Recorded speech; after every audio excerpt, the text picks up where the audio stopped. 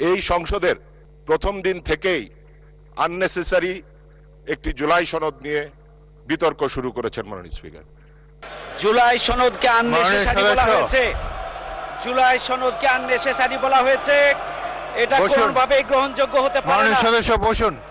মাননীয় সদস্যবৃন্দ আমাকে অ্যাড্রেস করে কথা বলবেন। ধন্যবাদ। এটি কোনোভাবেই গ্রহণযোগ্য হতে পারে না। মাননীয় সদস্য বসুন। আমাদেরকে রাজপথের হুঙ্কার দিয়ে লাভ নেই। মাননীয় সদস্য যখন স্পিকার কথা বলে অনুগ্রহ করে সবাই চুপ করে বসে থাকবেন নিজের আসনে। মাননীয় স্পিকার, দীর্ঘ আন্দোলন সংগ্রামের পর অবাধ, সুষ্ঠু এবং একটি নির্বাচনের মাধ্যমে আমরা এই সংসদ পেয়েছি। আমরা একটি প্রাণবন্ত এবং রোমাঞ্চকর সংসদই চেয়েছিলাম। মাননীয় স্পিকার, বিরোধী দলের নেতা বলেছিলেন যে উনি নাকি আমাদের মন পেতে যাচ্ছেন, কিন্তু পাচ্ছেন না। আমাদের মন কিভাবে পাবেন মাননীয় স্পিকার? ওনারা যদি জুলাই আন্দোলনকে তাদের একক অর্জন বলে দাবি করতে চান, তখন তো আমাদের মন ব্যথিত হয় মাননীয় স্পিকার। তখন তো আমরা তাদেরকে এই মন কিভাবে দিব মাননীয় স্পিকার? মাননীয় স্পিকার, কিছুদিন পূর্বে বিরোধী দলের এক সদস্য এই সংসদে বলেছিলেন যে তৎকালীন জুলাই আন্দোলনে স্বরাষ্ট্রমন্ত্রীকে দেখিয়ে এক পুলিশ অফিসার যে ভিডিও দেখাচ্ছিল যে একটা গুলি করলে একটাই মরে, বাকিরা সরে না, যারা সরে না এটা নাকি তারাই ছিলেন মাননীয় স্পিকার। সেখানে তো আমরাও ছিলাম মাননীয় স্পিকার। না হলে আমাদের 400-র অধিক সহযোদ্ধাকে আমরা কিভাবে হারালাম?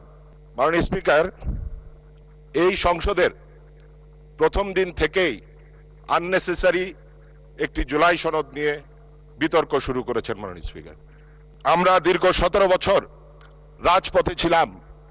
আই রিপিট মাননীয় স্পিকার, 17 বছর। এখানে আমার ডান পাশে যারা বিরোধী দলের সদস্যরা আছেন তাদের অনেকের রাজনৈতিক ক্যারিয়ারও হয়তো 3-4 বছরের বেশি নয়।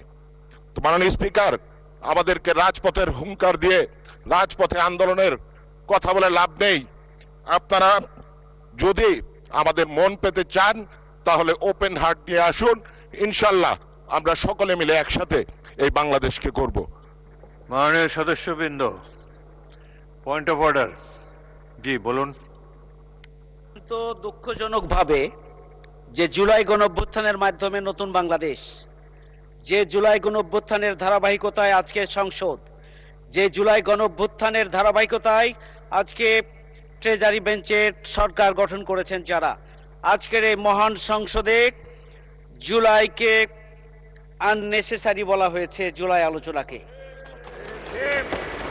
ধন্যবাদ। এটি কোনোভাবেই গ্রহণযোগ্য হতে পারে না। জুলাই সনদকে আননেসেসারি বলা হয়েছে, জুলাই সনদকে আননেসেসারি বলা হয়েছে, এটা কোনোভাবেই গ্রহণযোগ্য হতে পারে না। মাননীয় সদস্য বসুন। মাননীয় সদস্য বসুন। মাননীয় সদস্যবৃন্দ, মাননীয় সদস্যবৃন্দ, মাননীয় সদস্যবৃন্দ, এখন গণতন্ত্রের মাধ্যমে মাননীয় সদস্যবৃন্দ আমাকে অ্যাড্রেস করে কথা বলবেন। আপনারা যা কিছু বলবেন স্পিকারকে অ্যাড্রেস করে বলবেন।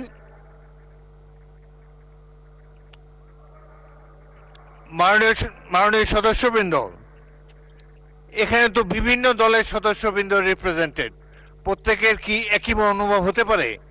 গণতন্ত্রের সৌন্দর্য হলো মতভিন্নতা।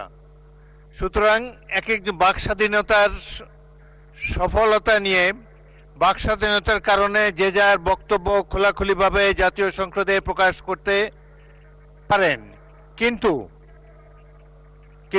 অপেক্ষা করেন। মাননীয় সদস্য যখন স্পিকার কথা বলে অনুগ্রহ করে সবাই চুপ করে বসে থাকবেন নিজের আসনে।